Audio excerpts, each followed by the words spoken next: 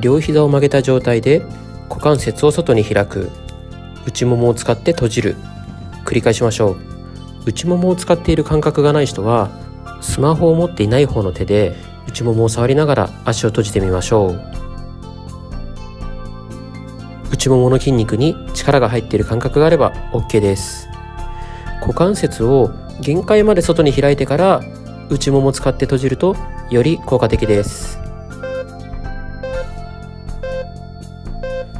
次は左足だけ立てた状態で右足は伸ばして右足だけ股関節を外に開く、内ももを使って閉じる、繰り返しましょう。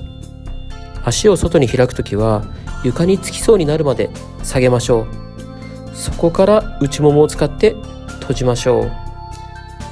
硬い人は膝が多少曲がっても大丈夫です。内ももの付け根を使う意識だけ忘れないようにしましょう。この動画で一番大切なのは最後の2種目です。一番内ももを使う種目と一番最後が使った内ももを伸ばすストレッチ。動画を途中でやめると効果が半減してしまいます。最後まで一緒に頑張りましょう。次は左足を行います。右足は立てたままで左足はしっかり伸ばして外に開く、内ももを使って閉じる、繰り返しましょう。内ももの付け根に脂肪が溜まりやすい理由は本当に股関節を外までしっかり開いた時にしか使えない筋肉なんです。だから日常生活ではほぼ使わなくて脂肪が溜まってしまいます。この動画では股関節をしっかり外まで開いて内ももの付け根の筋肉を使って足を閉じましょう。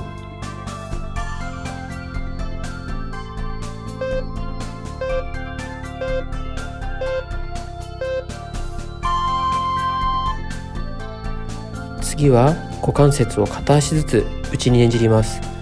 内ももの付け根を使ってゆっくり膝を内側に入れましょう。股関節付け根からねじるイメージです。骨盤が多少浮いても大丈夫です。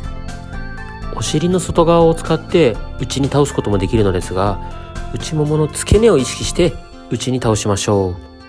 ズボラストレッチの動画は何個か組み合わせて1回に30分ぐらい行えると良いと思います。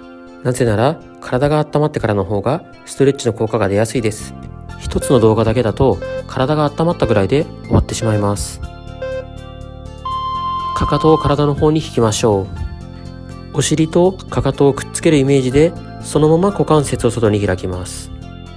かかとをお尻に近づけた状態で股関節を外に開く、内ももを使って閉じる、繰り返しましょう。1番のストレッチと同じ動きなのですが、膝を曲げている角度がきついので1番よりきついと思います。内ももの付け根を使って閉じることを意識し続けましょう。普段椅子に座っている時に膝と膝をつけたまま座っているのが苦手な人は、膝同士をつけているだけでも内もものトレーニングになります。ぜひ仕事中や授業中にやってみましょう。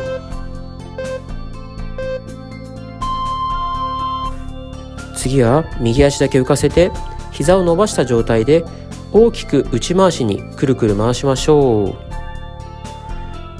内に入れるときに内ももの付け根を使いましょう。低い位置で小さくくるくる回しているのが楽なのですが、なるべく大きく回しましょう。この動きで腰が痛い人は左膝を曲げてもらっても大丈夫です。その状態で大きくくるくる回しましょう。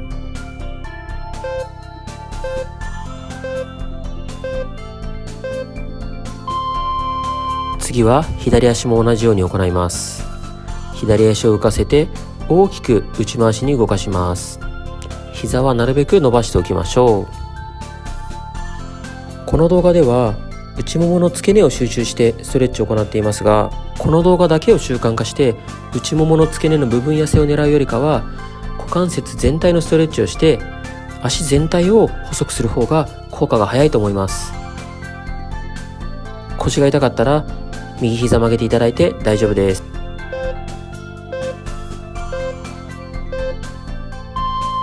次は右の股関節を外に開いた状態で内ももの付け根を使って足を上げましょう。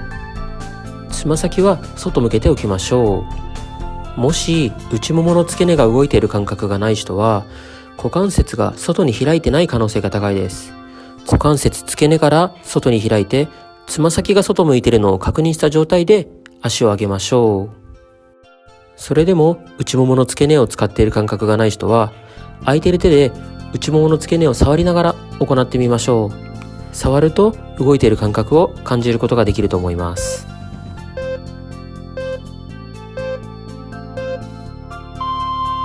無料音声ボイシーという SNS で毎日配信しながらみんなで一緒に頑張るダイエット企画やってます。コメント欄がこんな感じでズボラのみんなで盛り上がってます。概要欄固定コメントに無料音声の SNS ボイシーのリンク貼ってきます。会員登録アプリダウンロードなしでリンクをクリックして再生ボタンクリックしたらすぐに聞けます。一緒にダイエット頑張りましょう。